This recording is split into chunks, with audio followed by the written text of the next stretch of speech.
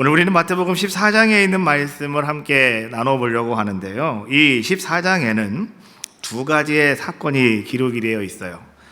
어찌 보면 이것을 갖다가 우리는 잔치가 벌어졌다라고 이렇게 말할 수가 있습니다. 하나는 왕국에서 펼쳐지는 잔치였습니다. 우리가 알고 있는 것처럼 헤롯 왕의 생일 잔치였습니다. 또 반면에 다른 하나는 어떤 잔치였냐고 하면 모든 병자, 많은 병자들을 고쳐주시고 어려운 사람들과 함께하면서 그들을 불쌍히 여기시는 예수님께서 아무것도 없는 빈 들에서 만들어주시는, 펼쳐주시는 잔치, 이렇게 우리는 한번 두 개를 비교해 볼 수가 있습니다. 오늘 하나님께서는 이 두 잔치를 통해서 아마 우리 모든 성도들에게 또 우리 에덴교회에 주시는 큰 메시지가 있다고 저는 생각이 듭니다. 첫 번째, 이 헤롯 왕의 궁에서의 헤롯 왕의 생일 잔치는 어떤 잔치였을까? 우리가 성경을 읽다가 보면 이 헤롯이라고 하는 사람은 참 많이 나옵니다. 그래서 우리는 그 헤롯이 도대체 이 사람은 얼마만큼은 사는 거야? 왜 다 헤롯이야? 헤롯 전부 다, 그렇죠? 그래서 우리는 잠시 이렇게 좀 헷갈릴 때가 있어요. 헤롯에 대해서 잠깐 제가 설명을 해드리고 말씀을 한번 진행해 보도록 하겠는데요. 로마에서 유대 나라를 이렇게 통치하고 있을 때 로마 나라에서는 이 나라를 좀 더 효과적으로 잘 이끌어가기 위해서, 잘 통치하기 위해서 어떤 방법을 썼냐고 하면 그 지역에 있는 토착 세력들을 이용해서 왕을 세웁니다. 그리고 그 사람에게 정권을 다 줘요. 그리고 세금 잘 걷어와라. 우리가 시킨 대로 잘 말 들어서 그대로 진행해라. 이렇게 하면서 각 지역마다, 각 나라마다 자기네가 다스리는 모든, 통치하는 모든 나라들, 로마 제국이니까요, 이제 나라마다 한 사람씩을 다 세워놨어요. 그리고 그 사람들에게 왕이라고 하는 칭호를 주었어요. 그것을 갖다가 우리가 뭐라고 부르냐고 하면 분봉왕, 이렇게 이야기하는 거예요. 솔로몬, 다윗은 그냥 왕입니다. 그렇죠? 그런데 헤롯은 항상 뭐가 따라붙냐고 하면 분봉왕, 이게 따라붙어요.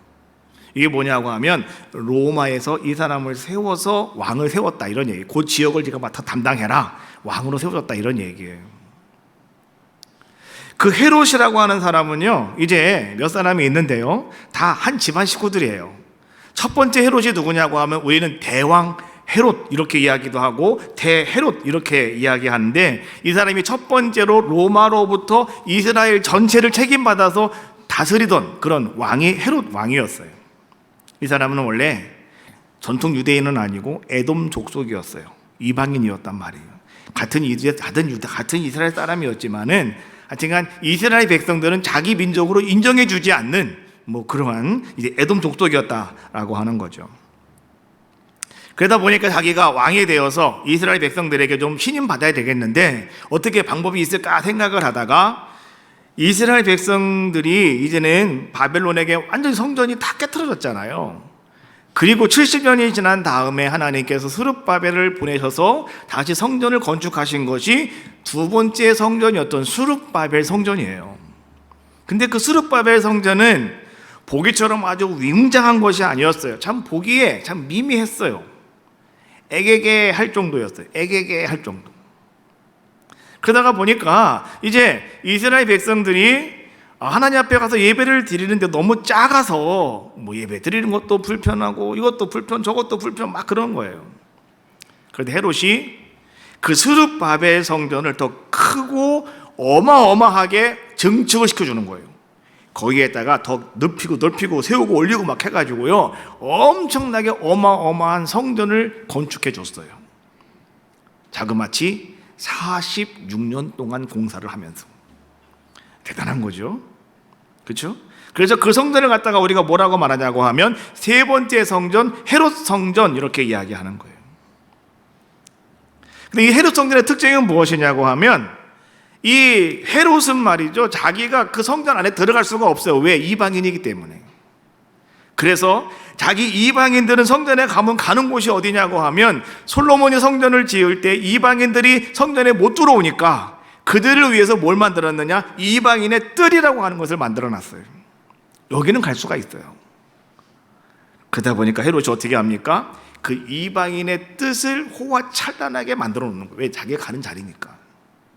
그래서 이방인의 뜰에는 말이죠, 모든 벽에다가 돌을 쌓고 거기다가 금가루를 갖다가 또 갖다 붙이고, 돌을 쌓고 금가루를 갖다가 이렇게 사이사이에다가 집어넣대요. 그러니 생각을 해보십시오. 그것이 얼마나 휘황찬란하겠습니까? 어디가? 이방인의 뜰이.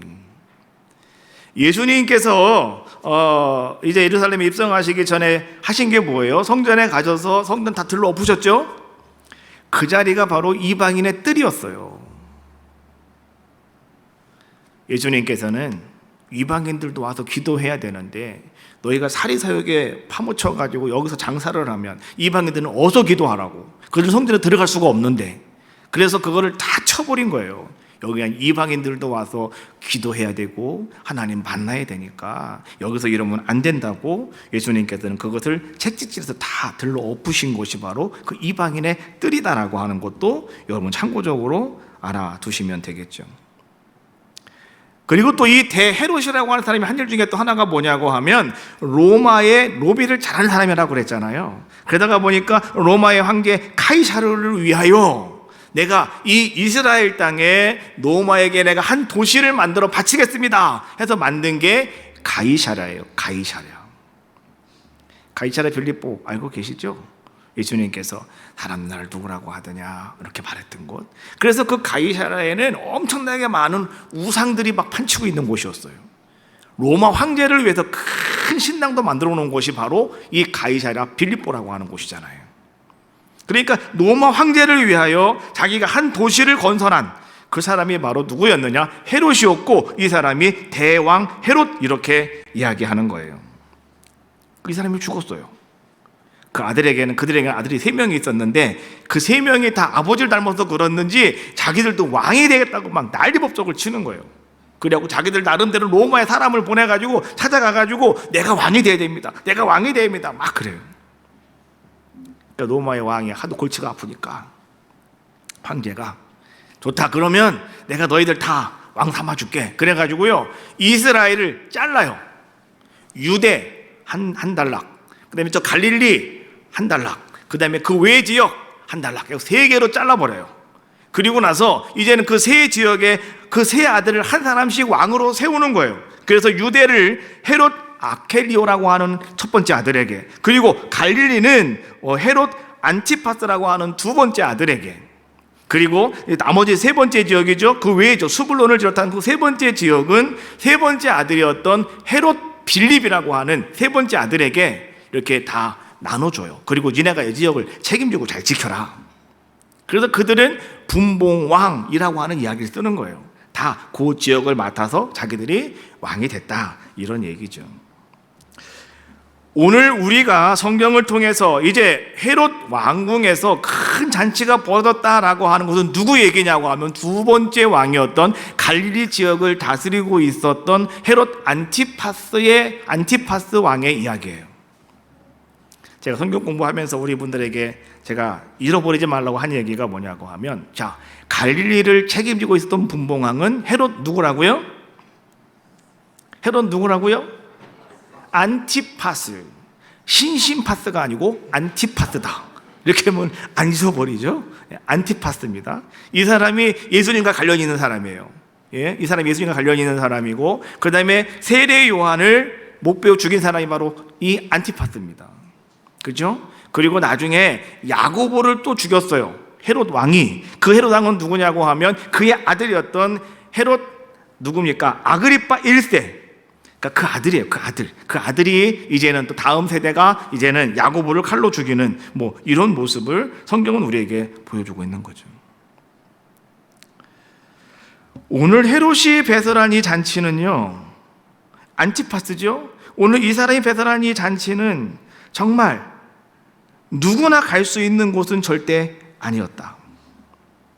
거긴 누구만 가냐고 하면 이름 있는 사람만 가고, 권력 있는 사람만 가고, 돈 있는 사람만 가고, 그렇죠? 그런 사람들만 초대받아서 간 곳이 어디였느냐? 헤롯 왕의 잔치 자리였다라고 하는 거죠. 오늘 마태복음 14장 3절 말씀에 보면 전에 헤롯이 그 동생 빌립의 아내 헤로디아의 일로 요한을 잡아 결박하여 옥에 가두었더니 라고 말씀해 주고 있는데요, 이 안티파스가 상당히 못돼 먹었어요. 뭐냐고 하면 자기 동생 헤롯 빌립이 저쪽에 왕인데, 근데 결혼을 했는데 그 아내가 너무너무 미모였는가 봐요. 예뻤는가 봐요. 그러니까 앞뒤 안 가리고 그 아내를 자기가 뺏어버리고 말았어요. 근데 그 누구도 그 얘기를 한마디도 안 해요. 말을 못 해요. 근데 그걸 누가 얘기했냐고 하면 세례 요한이 얘기하죠. 왕이시여, 당신은 지금 잘못했어. 그러면 안 되지. 이거 왕으로서 왜 동생의 아내를 뺏어오는데 이거 율법적으로도 안 맞고 사회적으로도 안 맞고 도덕적으로도 안 맞는 거야. 막 이런 얘기를 이제 막 하는 거죠. 그러다 보니 이 헤롯 안티파스가 그 이야기를 듣고서 아주 너무너무 막 날카로워가지고 말이죠, 헤롯을 잡아다 감옥에 가둬버리고 마는 거죠. 그리고 자기가 잔치를 벌인 그날 헤롯은 옥에서 끌려 나와서 참수형을 당해줘. 목이 잘리는 그런 순교를 당하는 그러한 모습이 바로 이 헤롯의 잔치 자리였다라고 하는 거예요. 그 자리는 불쌍한 사람들을 바라보며 어려운 사람들을 바라보며 조롱하며 웃으며 즐기는 사람들이 모여있는 곳이었고, 그 자리는 대접받기를 좋아하는 사람들이 모여서 가득 모여있는 잔치가 바로 그 잔치였어요.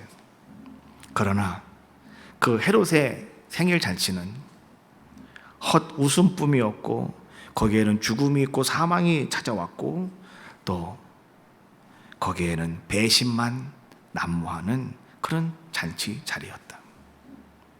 그러나 반면에 이제 13절부터 오늘 마태는 우리에게 또 하나의 잔치를 우리에게 설명해 주고 있는데요, 보여주고 있는데, 자, 그것은 어떤 잔치였느냐? 오늘 헤롯과는 정반대의 잔치였다라고 하는 거죠. 그것은 아무도 없는 빈들에서 벌어진 잔치였다. 예수님께서 함께 있는 모든 사람들을 불쌍히 여기시면서 오늘 주님이 그들을 위하여 베푼 잔치가 바로 빈들의 잔치, 오늘 13절부터 21절까지 나오고 있는 잔치의 모습이에요. 마태복음 14장 14절 말씀해 보니까 예수께서 나오사 큰 무리를 보시고 불쌍히 여기사 그 중에 있는 병자를 고쳐주시느니라. 마가는 이렇게 말합니다. 마가복음 6장 34절, 예수께서 나오사 큰 무리를 보시고 그 목자 없는 양 같음으로 인하여 불쌍히 여기사 이에 여러 가지로 가르치시더라. 오늘 마가가 하는 이야기를 가만히 들어보면 마가는 뭐라고 말해주고 있냐고 하면 목자 없는 양 같음을 인하여 그들을 불쌍히 여겨주셨다라고 말씀해 주고 계셔요. 말씀 따라가야 됩니다. 자, 오늘 이 목자 없는 양 같은 이스라엘 백성들, 그 모든 무리들이 그렇게 보였다라고 하는 거죠. 우리는 그것이 무슨 말씀인지 이해가 되지 않지만, 그러나 양을 치는 사람들은 정확하게 알아요. 양에게 있어서 목자가 없다고 하는 것은 곧 죽음을 상징하는 것이기 때문에 그러는 거예요. 그런데 목자 없는 양은 정말 불쌍한 양들이거든요. 그런데 오늘 예수님이 모여있는 사람들을 바라보니 바로 그들이 바로 그런 자들의 모습이었다라고 하는 거예요. 또 더 이어서 보면 오늘 그들은 말이 상당히 유치하기 짝이 없는 사람들의 모습이었다.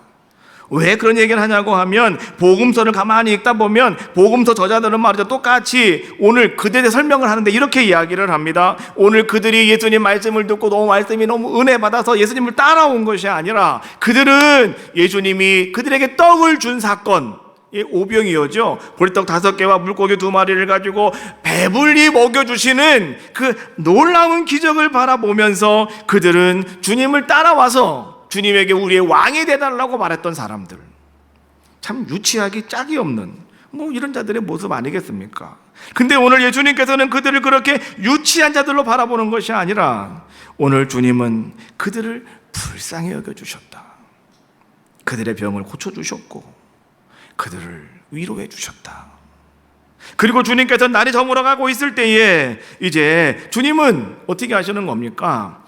빈들에서의 잔치를 준비하려고 하는 그때에 제자들이 예수님께 나와서 이렇게 말합니다.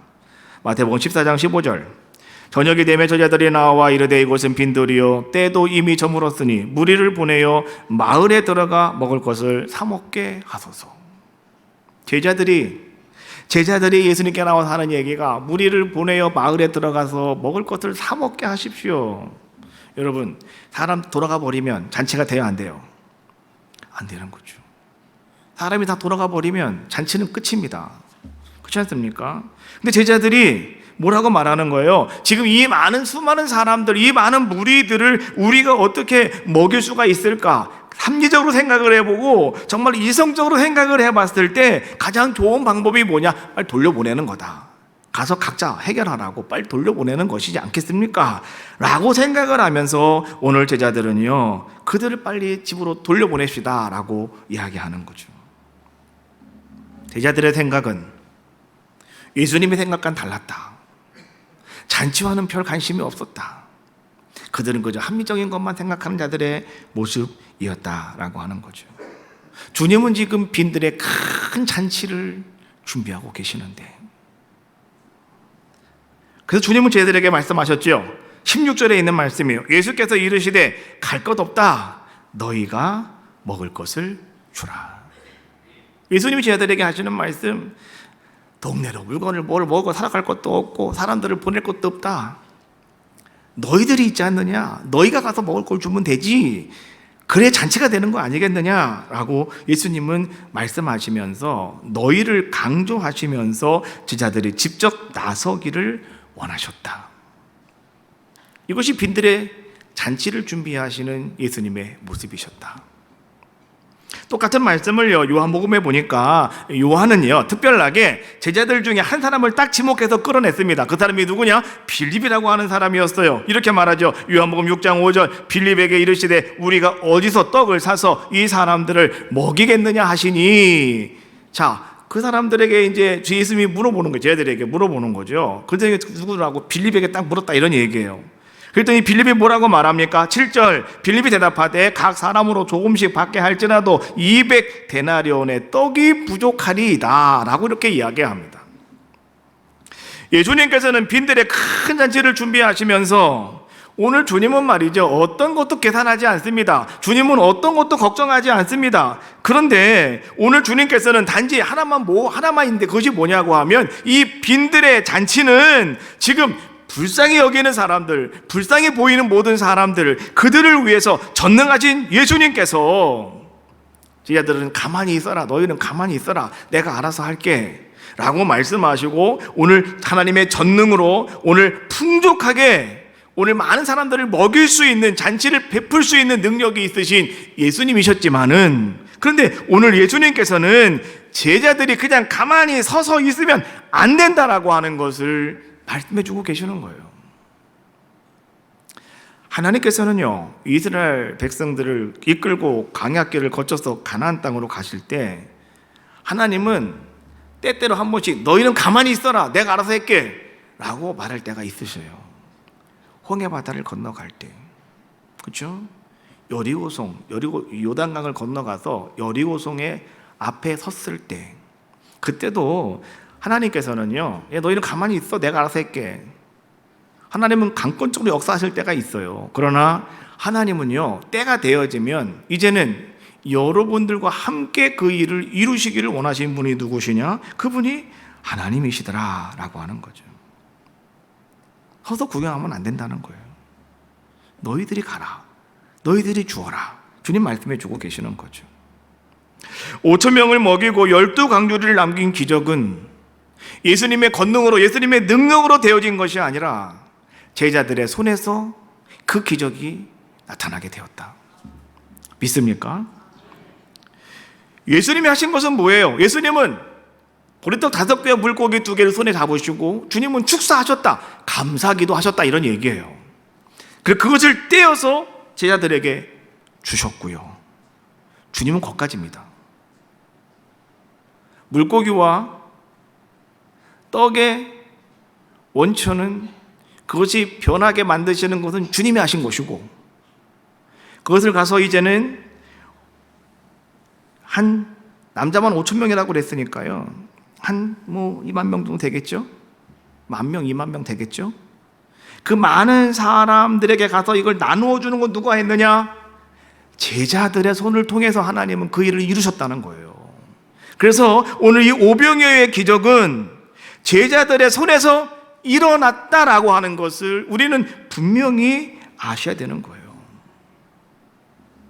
네가 주어라 라고 하는 말씀의 음성을 듣고, 주의 말씀을 듣고 그 말씀에 순종하는 자, 그래서 오늘 그 말씀을 듣고 나가서 나에게 있는 것을 잘라서 그들에게 주었을 때 오늘 그 사람들이 어떤 일을 하게 되느냐, 기적을 경험하는 아름다운 자들의 모습이 되더라라고 하는 거예요. 세상에서 성공한 사람은요, 사람들에게 섬김받는 사람이에요. 그래서 가끔 차를, TV를 보면은요, 장관이 되었다 그러면 차가 딱 오면 가서 문 열어주죠. 그러면 다리 쫙 내밀고 나오죠. 나 장관이야 이러는 거죠. 국회의원도 딱 되기 전에는 막 그러다가 딱 되면은 나 국회의원이야 그러잖아요. 성공했다 이런 얘기예요. 난 대접받아야 된다 이런 얘기예요. 세상의 성공은 대접받는 거예요. 그렇죠? 그래서 여러분들도요, 대접받기를 상당히 좋아하시죠. 근데 세상은 그렇지만 교회는 달라요. 교회에서는요, 어떤 사람이 큰 자입니까? 섬기는 자가 큰 자라고 예수님 말씀하셔요. 볼까요? 마태복음 20장 26절로 28절에 있는 말씀입니다. 너희 중에 누구든지 크고자 하는 자는 너희를 섬기는 자가 되고, 너희 중에 누구든지 으뜸이 되고자 하는 자는 너희의 종이 되어야 하리라. 인자가 온 것은 섬김을 받으려 함이 아니라 도리어 섬기려 하고 자기 목숨을 많은 사람의 대속물로 주려 함이니라. 교회에서는 섬기는 자가 큰 자예요. 세상에서는 섬김 받으셔야 돼요.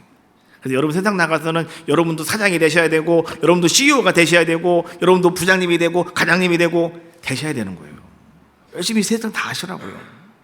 그러나 교회에 오시면 섬기는 자가 가장 큰 자예요.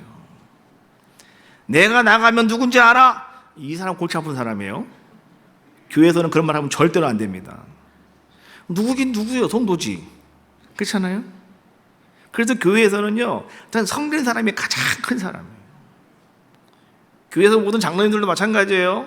장로님이라고 직급이 높다고 그 장로님이라고 좋아할 것도 없어요. 장로님은 더 많이 섬겨야 되는 거예요. 그죠? 장로님이 되시면 돈도 많이 나가요. 예? 집사 권사로 있을 때는 뭐 누구 잔치하자 안 가본 것만이야. 장로님은 안 갈 수도 없어. 꼭 가야 돼, 거기는. 안 가봐. 장로님이 안 오네? 막 이런다니까 또. 그러니까 가야 되는데 빈손 들고 가요? 뭐 가져가야지 또. 봉투도 가져가야 되고 선물도 사가야 되고 말이죠. 이게 사실 이 장로님들 되면은 이제 골치 아픈 거예요. 그렇잖아요? 그걸 누가 알아주겠어요? 아무도 몰라요. 교인들은 그거 아무도 몰라요. 그러니까 여러분들이 장로님을 잘 섬겨주셔야 되는 거야. 그러면 장로님도 여러분을 또 잘 섬겨야 되는 거고. 그렇잖아요? 이게 그런 관계가 잘 유지될 때 그게 좋은 교회가 될 수 있다라고 하는 거죠. 하나님은요, 놀라운 역사와 기적을 이루실 때 하나님은 그냥 강권적으로 하신 적이 한 번도 없다. 이제 하나님께서는 모든 사람을 통해서 함께 그 일을 이루어 가시기를 원하고 계신다. 오늘 우리가 이 말씀을 가만히 묵상하다 보니까 한 가지 특별한 것이 있는데 뭐냐고 하면, 오늘 이 떡을 먹은 사람들 중에서 이제 사람들을 카운트를 하는데 말이죠, 뭐라고 말씀해 주고 있냐고 하면 이렇게 이야기를 합니다. 21절, 먹은 사람은 여자와 어린이 외에 5,000명이나 되었더라, 이렇게 말씀해 주고 계셔요.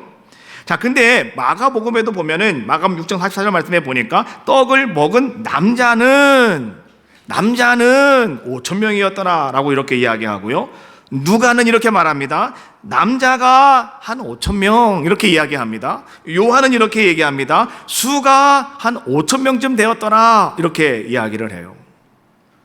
실질적으로 빈들에서 잔치를 베푸실 때, 예수님 잔치를 베푸실 때 거기에는 얼마나 많은 사람들이 있었을까? 적어도요 한 2만 명 정도는 있었다라고 우리가 좋게 말할 수가 있어요. 그런데 그 가운데 왜 5,000명만 이야기하고 있느냐라고 하는 거예요. 이게 중요한 겁니다.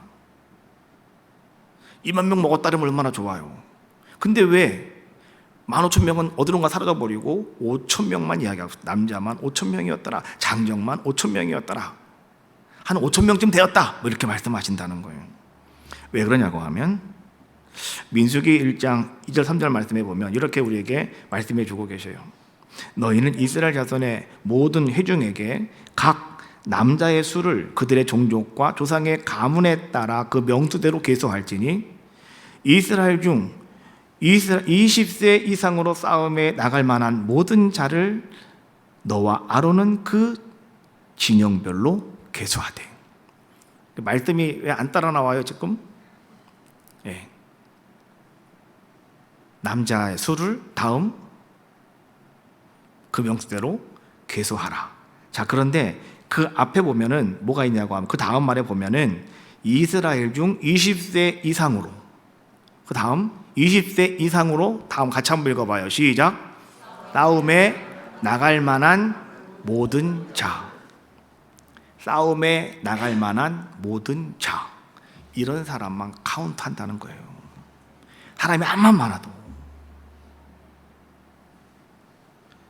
전 이런 생각을 한번 해봤어요. 제자들에게 예수님께서 기도하시고 떡을 잘라주시고 고기를 잘라줬어요. 그럼 제자들이 지금 12명이 나가서 2만 명을 준다고 생각을 해봐요. 얼마나 걸릴까요? 한나절은 걸려요. 그렇죠? 다 잘라줘야 되는 거니까 지금 이거를 한 사람 한 사람 한나절 걸린다니까요. 저녁 때가 됐는데 빨리 먹고 집에 가야 되는데. 아마도 제자들은 민수기에서 말씀하신 것처럼 20세 이상의 남자들, 그들이 나와서 함께 도와줬겠죠. 그래서 갇힌 사람들 얼른 휙 나눠주고 같이 먹고 기쁨으로 돌아갔겠죠. 아마도 그 사람들이 5천 명이 아닐까. 그렇죠? 여러분, 우리의 믿음의 여정이라고 하는 것은 영적인 전쟁이다라고 이렇게 이야기합니다. 그래서 싸움이기 때문에, 영적인 전쟁은 싸움이잖아요. 그래서 싸움이기 때문에 항상 주님은 싸울 만한 사람들만 계수하는 겁니다. 오늘 주님께서 우리 에덴 교회에 얼마나 사람들이 모여서 예배했느냐, 주님은 관심 없어요. 주님 뭐에 관심이 있냐고 하면 오늘 이 에덴 교회에 예배하는 사람들 가운데 자기에 맡겨진 사명을 감당하는 사람이 몇 명이냐, 싸울 사람이 몇 명이냐, 나가서 그것을 가지고 그 일을 감당하는 사람이 몇 명이냐, 오늘 주님은 그것만 계수하신다는 거예요. 그리고 마지막 때에 주님께서 에덴 교회는 몇 명이라고 주님 말씀하신다는 거죠. 여러분, 우리가 하나님 앞에 나와서 한 교회 공동체를 만들었어요. 저희 교회가 지금 보니까요, 명단 제가 다 이렇게 보니까 등록되신 분이 한 180명 되시더라고요. 근데 절반이 나오시네 보니까. 그러면은 한 500명 되면 한 250명 나오겠네요. 그쵸? 근데 그 절반 중에서도 지금 하나님 앞에서 자기 사명을 감당하는 사람이 몇 명이냐, 주님은 그것만 보신다는 거예요. 우리가 신앙생활 하면서 교회 나오면 하나님 말씀하셨잖아요. 자, 11조를 하나님께 구별해라. 또 우리는 땅끝까지 복음 증거하기 위해서 선교의 전적을 다 합시다. 우리 하고 있잖아요. 그러면 여기에 과연 몇 사람이 거기에 사명 감당하고 있느냐, 거기에 관심을 가지고 동참하고 있느냐, 이게 중요하다는 거예요. 온 교회 성도들이 100% 11조 다 한다. 그러면 더 이상 그 교회는 11조가 중요한 게 아니에요, 이제는. 그렇죠? 다 하는데 뭐.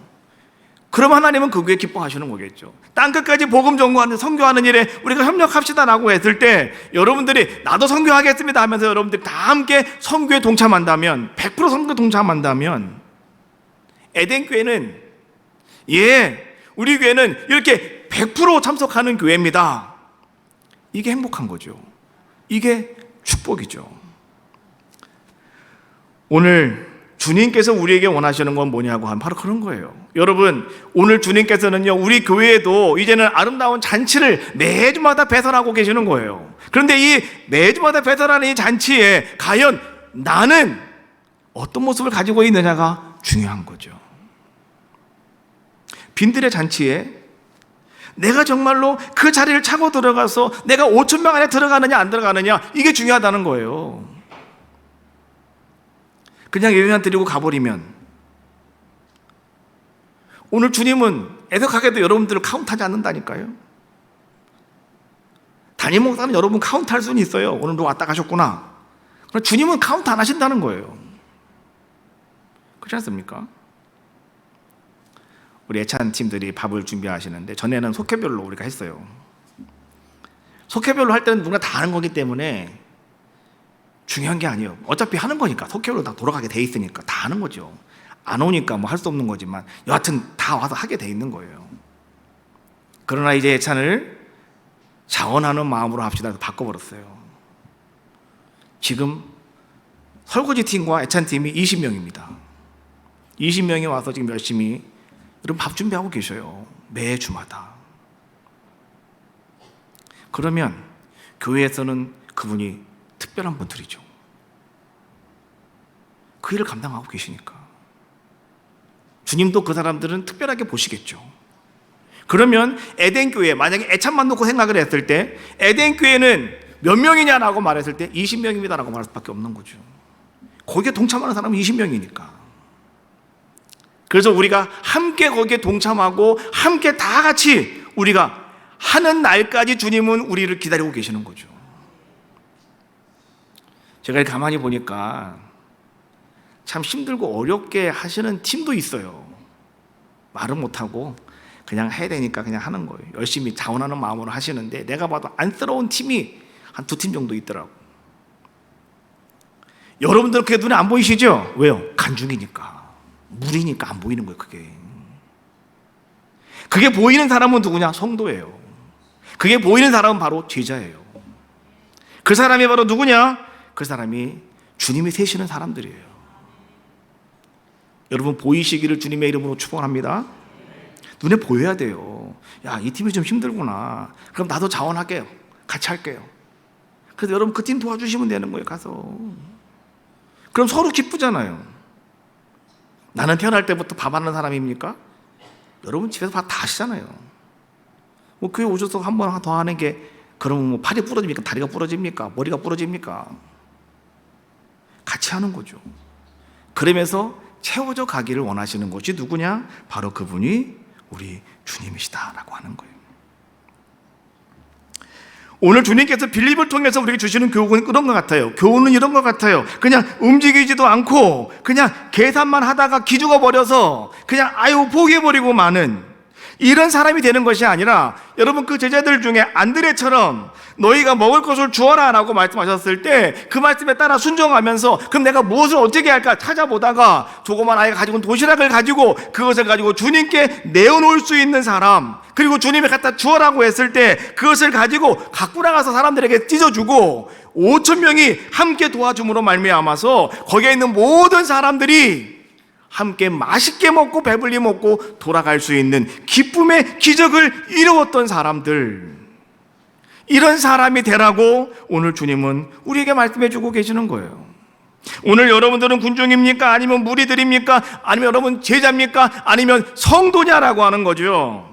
제자는 주님이 일하실 때 함께 일하고 함께 치우는 사람들이에요. 기적의 순간 군중들은 가만히 앉아 있습니다. 그러나 제자들은 관리하며 봉사하며 섬기는 사람들이에요. 이 사람들이 바로 제자들의 모습이다라고 하는 거죠. 오늘 주님은 여러분들에게도 한번 빌립처럼 물어보실 수가 있어요. 요한복음 6장 5절 빌립에게 이르되 우리가 어디서 떡을 사서 이 사람들을 먹이겠느냐 물어보신다면 여러분 어떻게 하시겠습니까? 성경은 이렇게 또 말씀해 주고 있어요. 6절에 이렇게 말씀하시면 친히 어떻게 하실지를 아시고 빌립을 시험하고자 하심이라. 시험하려고 주님 그렇게 말씀하셨다는 거예요. 오늘 빌립을 시험하고자 하심이었지만 그것은 오늘 이 시간에 우리 모든 성도들에게 주시는 말씀인 줄로 믿습니다. 오늘 주님이 하신 말씀을 기억하십시오. 오늘 16절에 있는 말씀이죠. 예수께서 이르시되 갈 것 없다. 너희가 먹을 것을 주라. 할렐루야. 에덴교에서 벌어지는 아름다운 잔치에 여러분 오늘 주님께서 갈 것 없다, 너희가 먹을 것을 주라 라고 하는 말씀 명심하시고요, 내가 섬기며 내가 참여하는 아름다운 잔치를 이뤄가시기를 주님의 이름으로 축복합니다.